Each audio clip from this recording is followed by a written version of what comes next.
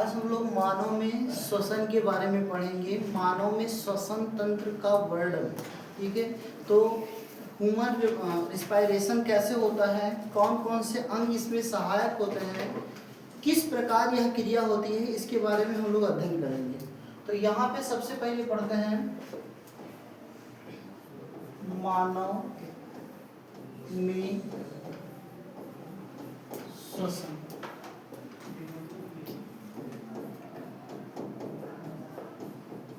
Respiration in human. देखो, यदि हम लोग मानव में श्वसन की बात करें तो लोगों से पूछा जाता है हम लोग सांस किसके माध्यम से लेते हैं, तो लोग बताते हैं कि हम लोग सांस लेते हैं नाक के माध्यम से सांस लेते हैं। भैया, नाक के माध्यम से अगर सांस लेते तो जिक्र नाक नहीं तो सांस ही नहीं ले पाएगा। हाँ, क्या सुपनका का नाक कट गई तो सांस नहीं ले पा रही थी? ऐसा नहीं होता। हम लोग श्वसन की क्रिया जो करते हैं फेफड़े से करते हैं, ठीक है। बहुत सारे ऐसे जीव होते हैं जिसमें अलग अलग प्रकार की श्वसन की प्रक्रियाएं होती हैं और उनमें श्वसन में सहायक अंग भी होते हैं। तो हम लोग कुछ जीवों के देख लेते हैं कि जीवों में कैसे, जैसे यदि हम लोग बात कर लें किसके, मछलियों की बात कर लें तो मछलियों में जो श्वसन की क्रिया होती है वो गिल्स के माध्यम से होती है, जिसे हम लोग गलफड़ा कहते हैं, ठीक है। यदि हम लोग मेढक की बात कर लें, जानते हैं ना, मेढक एक ऐसा जीव है जो जब तक भ्रूणावस्था में रहता है, मतलब छोटा सा रहता है भ्रूणावस्था में, तो उसको देखने पे ये मछली की तरह दिखाई देता है। तब ये श्वसन की प्रक्रिया जो है इस मछलियों की भांति गिल्स के माध्यम से करता है। लेकिन जब थोड़ा सा मेढक बड़ा हो जाता है, बाहर आता है, तो वो श्वसन की प्रक्रिया फेफड़े के माध्यम से करता है। किसके माध्यम से? फेफड़े के माध्यम से। और जब वो कुछ ऐसी उसके जीवन की अवस्था होती है जिसमें वह निष्क्रिय अवस्था में चला जाता है, तो वह उस समय श्वसन करता है त्वचा के माध्यम से। तो मेढक एक ऐसा जीव है जो गिल्स के माध्यम से भी श्वसन करता है, फेफड़े के माध्यम से भी श्वसन करता है और त्वचा के माध्यम से भी श्वसन की क्रिया करता है, ठीक है। कुछ जैसे कीड़े मकोड़े होते हैं, कीट्स होते हैं, जैसे तितली हो गई ना, ये सब जो जीव होते हैं इनमें कोई फेफड़ा नहीं होता है, इसलिए इनमें ये यहाँ पे एक नली होती है जिसे हम लोग ट्रैकी कहते हैं। इनमें इसी ट्रैकी के माध्यम से श्वसन की क्रिया होती है, इनमें कोई फेफड़े उफड़े नहीं पाए जाते हैं। तो हम लोग मानव में श्वसन की बात कर लें कि मानव में कैसे श्वसन की प्रक्रिया होती है, कौन कौन से अंग इसमें सहायक होते हैं। तो सबसे पहले जानते रहना, मानव में जो श्वसन की क्रिया होती है ये होती है इन फेफड़ों के माध्यम से होती है, ठीक है। यदि हम लोग फेफड़े की बात करें तो मानव का मुख्य श्वसन अंग क्या होता है? फेफड़ा ही होता है।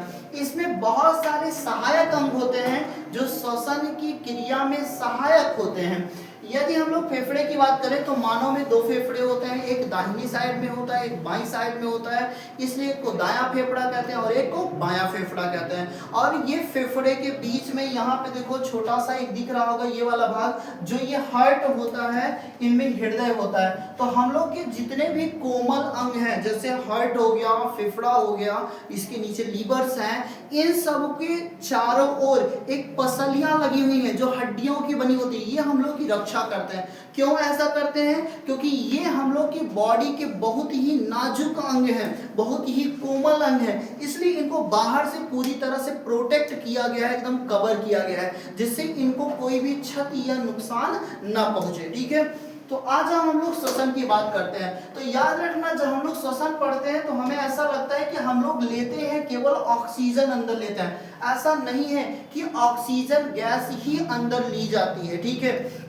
अगर हम लोग श्वसन की बात कर लें तो वायुमंडल में जितनी भी गैसें होती हैं वो सारी गैसें हम लोग की बॉडी के अंदर जाती हैं, चाहे वह नाइट्रोजन हो, चाहे वह ऑक्सीजन हो, चाहे वह कार्बन डाइऑक्साइड हो। हम लोग कहेंगे ये तो हमने कभी नहीं पढ़ा था कि कार्बन डाइऑक्साइड हम लोग अंदर लेते हैं, हमने तो ये पढ़ा था कि ऑक्सीजन अंदर लेते हैं। नहीं, जो वायुमंडल में कार्बन डाइऑक्साइड है जिसकी मात्रा 0.03% होती है, CO2 की मात्रा, इसको भी हम लोग अंदर लेते हैं। तो जानते रहना, वायुमंडल में जितनी भी सारी गैसें होती हैं ये सब बॉडी के अंदर जाती हैं, ठीक है ना। लेकिन जब ये सब गैसियां यहाँ पे पहुंचती है, कहाँ पर? फेफड़े में। अब ये फेफड़े में जाने के लिए इसमें एक नली होती है, चलते हैं हम लोग यहाँ पे देखते हैं। तो जैसे ही फेफड़े में ये नली जाती है, मतलब ये वायु जो होती है इस मुख के माध्यम से अंदर जाती है। तो जानते रहना, सांस हम लोग मुख के माध्यम से भी ले सकते हैं, लेकिन नाक के माध्यम से भी ले सकते हैं, लेकिन हम लोग श्वसन की क्रिया करते हैं किससे हैं? नाक के माध्यम से करते हैं। अच्छा, नाक के माध्यम से करने का फायदा क्या होता है? अगर हम लोग मुख के माध्यम से श्वसन की क्रिया करें तब क्या दिक्कत हो सकती है? ध्यान से समझना। जब हम लोग नाक के माध्यम से श्वसन की क्रिया करते हैं तो होता क्या है कि जो वायु होता है, वायु में बहुत सारे धूल मिट्टी के छोटे छोटे कण पाए जाते हैं, बैक्टीरिया पाया जाता है, वायरस पाए जाते हैं। ये सब जब नाक के माध्यम से प्रवेश करते हैं तो नाक की जो दीवारें होती हैं, नाक की दीवारों पर छोटे छोटे बाल लगे होते हैं, रोम लगे होते हैं। वो बाल क्या करते हैं? धूल मिट्टी के कणों को जो है रोक लेते हैं, और जब वो रोक लेते हैं इसके बाद जब वायु आगे प्रवेश करती है तो बहुत सारे ऐसे भी धूल मिट्टी के कण होते हैं जिसको वो छोटे छोटे बाल रोक नहीं पाते हैं। तब क्या होता है? जब ये अगवा चलता है तो यहाँ पर एक परत होती है जिसे कहते हैं श्लेष्मिक परत कहा जाता है। जानते रहना, श्लेष्मिक परत काहे कहा जाता है इसका? तो श्लेष्मिक परत का मतलब समझना, जिससे एक श्लेष्म निकलता है। श्लेष्म का मतलब होता है कोई ऐसा पदार्थ जिसमें चिपचिपा पदार्थ लगा हो, तो कोई श्लेष्म पदार्थों का स्राव होता रहता है, और वो श्लेष्म में क्या होते हैं? ये धूल मिट्टी के कण यहाँ पे चिपक जाते हैं, और जब वो चिपक जाते हैं तो फेफड़े पे नहीं पहुंच पाते हैं। और जबकि अगर हम लोग मुख के माध्यम से सांस ले तो जितना भी धूल मिट्टी कण बैक्टीरिया वायरस सब कहाँ जाएगा? डायरेक्टली फेफड़े में जाएगा। तो पहली बात। दूसरी की बात जानते रहना, हम लोग नाक से सांस काहे लेते हैं? नाक से सांस लेने से क्या होता है? जब हम लोग वायु पहुंचती है यहाँ पर, तो यहाँ पर क्या होता है? यहाँ पे एक कंजॉइंट्स है, ठीक है, यहाँ पे एक हड्डियां होती है, जबकि एक नीचे उपास्थि लगी होती है। ये जो दोनों का कंजक्शन है, जो जुड़ाव है, यहाँ पर पहुंचने के बाद वायु जो होती है ठंडी हो जाती है। अच्छा, वायु के ठंडा होने का कारण क्या है? अगर वायु ठंडी नहीं होगी, वही वायु गर्म वायु जाएगी अंदर हम लोग के फेफड़े में, तो यहाँ पे नली में जाएगी सांस की, तो होगा क्या? हम लोग का गला बहुत जल्दी सुखा जाएगा, और जब हम लोग का गला सुखा जाएगा तो हम लोग को बार बार प्यास लगती रहेगी। तो वहां पे जाने के बाद जो वायु होती, हवा जो होती है वो ठंडी हो जाती है, उसके बाद ठंडी वायु ही हम लोग की इस नली के माध्यम से अंदर प्रवेश करती है। एक बाद हम लोग जब यहाँ पे बात करें, यहाँ पे पहुंची है वायु, इसके बाद यहाँ पर क्या होता है? एक उपास्थियों का बना एक उभार पाया जाता है। यहाँ उपास्थियों का बना एक उभार पाया जाता है। ये जो उभार पाया जा रहा है इसे हम लोग हिंदी में टेटुआ कहते हैं, एडम्स एप्पल कहा जाता है अंग्रेजी में। तो ये जो टेटुआ दिख रहा है ये क्या होता है? टेटुआ। इसी के नीचे जो होते हैं यहाँ होते हैं स्वर यंत्र। स्वर यंत्र का मतलब होता है जहां से हमारी ध्वनियां उत्पन्न होती हैं। हम लोग देखो पढ़ते हैं ना, हिंदी में पढ़ते हैं, जो है जो ध्वनि होती है हम लोग के यहाँ से जो ध्वनियाँ निकलती हैं वो अलग अलग स्थानों पर हम लोग की जीवा टच करती है, जिससे अलग अलग ध्वनियाँ उत्पन्न होती हैं। कुछ ध्वनियाँ कंठ से निकलती हैं, यहाँ से निकलती हैं, ठीक है। जैसे हम लोग पढ़ते हैं अकु विसर्गनीय नाम कंठा ना, तो ये जो ध्वनियाँ हैं ये कहाँ से उत्पन्न होती हैं? ये हम लोग की यहाँ कंठ से उत्पन्न होती हैं। तो इन यहाँ पे स्वर यंत्र लगे होते हैं जहाँ से ध्वनि उत्पन्न होती है। यहाँ पे एक दीवार से विवर कहते हैं। विवर मोटा होता है तो आवाज मोटी होती है, विवर पतला होता है तो आवाज पतली होती है। अगर हम स्त्रियों की अपेक्षा पुरुषों की बात कर लें तो उनका जो एडम्स एप्पल होता है ज्यादा उभरा हुआ होता है। इसके कारण उनकी ध्वनियां जो होती हैं स्त्रियों की अपेक्षा थोड़ी सी मोटी हो जाती हैं, ठीक है। इसके बाद आगे हम लोग चल रहे तो यहां से क्या होता है, जो वायु होता है ये पहुंचता है इस नली में, और ये जो नली दिख रही है आपको,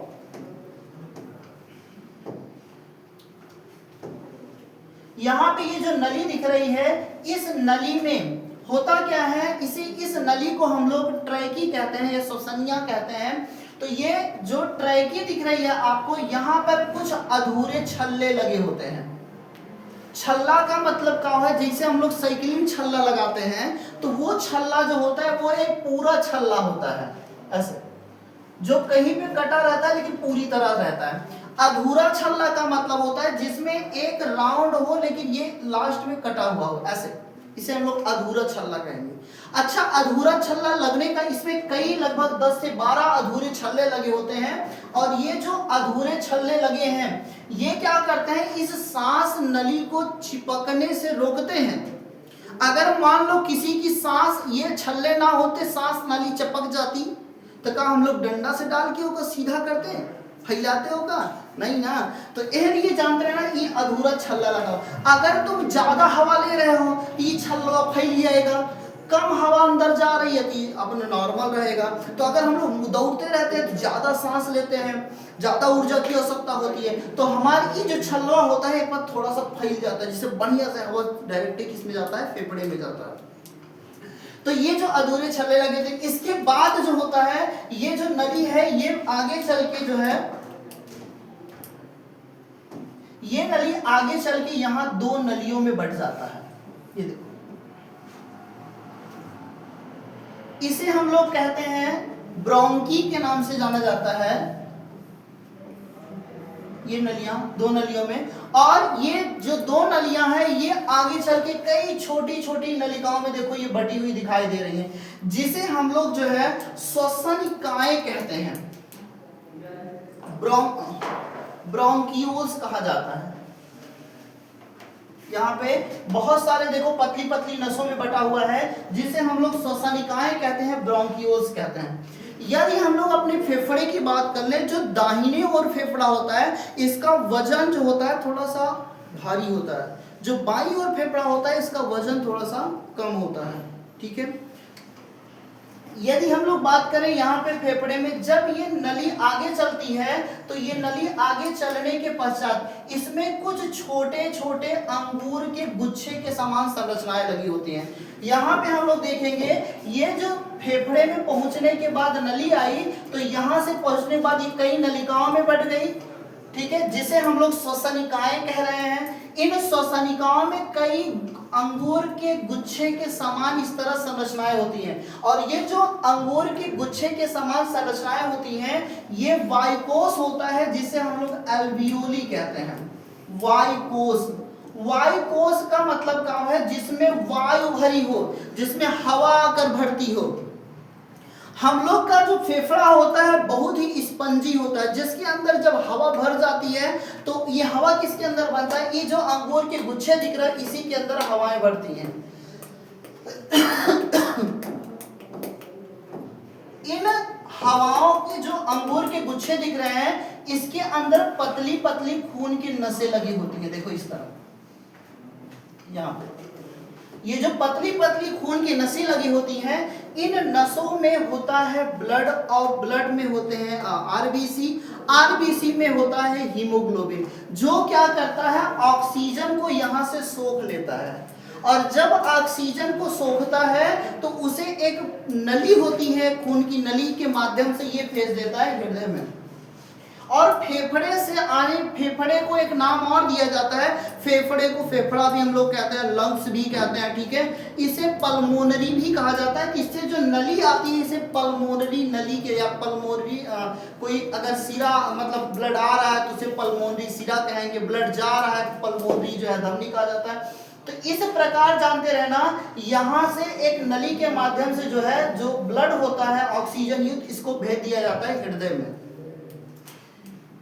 ठीक है, अब हम लोग बात करें हृदय में। जैसे बहुत सारी, मैंने पहले बताया था तुम लोग को कि बहुत सारी गैसें जो होती है जब इसके अंदर जाती हैं फेफड़े के अंदर, तो फेफड़े के अंदर जब बहुत सारी गैसें गई तो यहाँ पे जैसे CO2 आया, नाइट्रोजन आया, ऑक्सीजन आया। ठीक है ना, जो भी गैसें यहाँ पे पहुंची हैं ये गैसें नहीं अंदर जाएंगी, केवल सोखेगा केगा ऑक्सीजन को।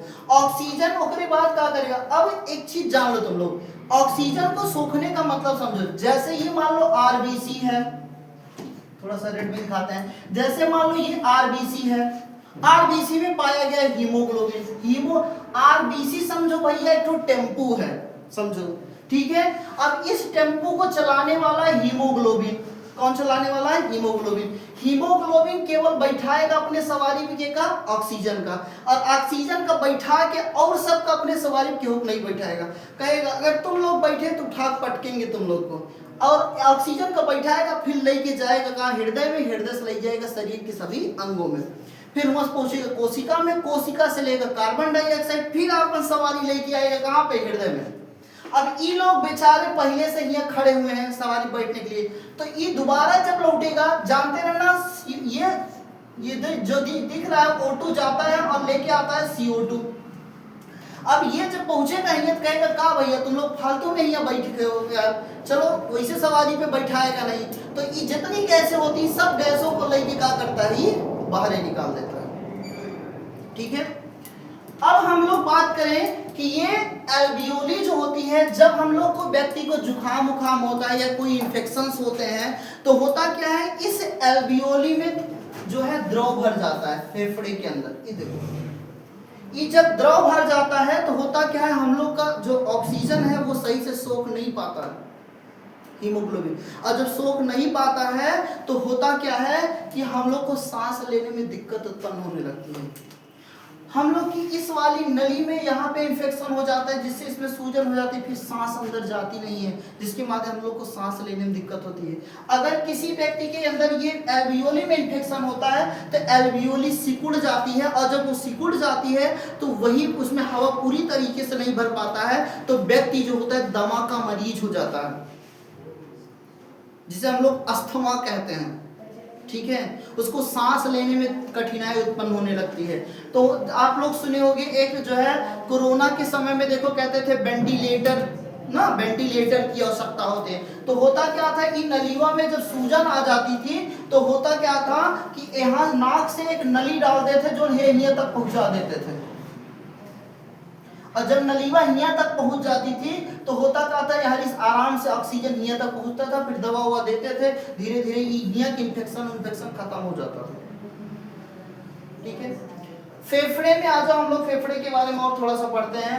फेफड़ा जो है हम लोग का, फेफड़े में जानते रहना इतनी ताकत होती है, बाहर का जितना गैस होता है सबको अंदर कर लेता है, लेकिन इतनी ताकत नहीं होती है फेफड़े में कि जितना गैस है सबको बाहर निकाल दे। इसलिए क्या होता है कि यहाँ पे फेफड़े के नीचे ये देखो जो दिख रहा है तुमको, ये उपास्थियों का बना होता है, जिसे कहते हैं डायफ्राम।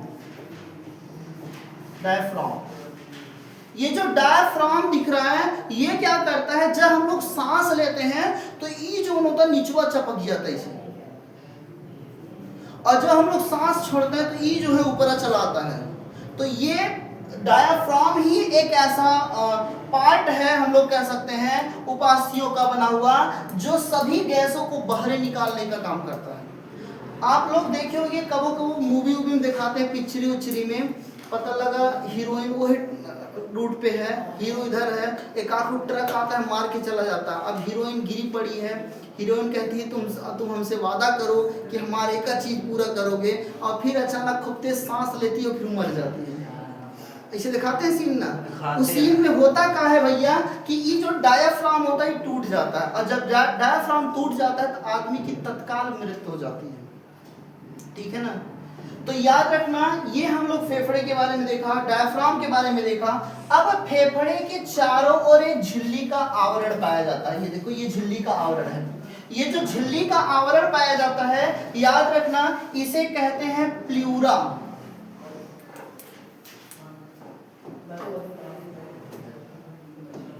इसे प्ल्यूरा नामक झिल्ली कहते हैं। और ये जो प्ल्यूरा नामक झिल्ली देख रहे हैं, ये इसके बीच में, जैसे दो झिल्लियों के बीच में क्या होता है, एक द्रव भरा होता है।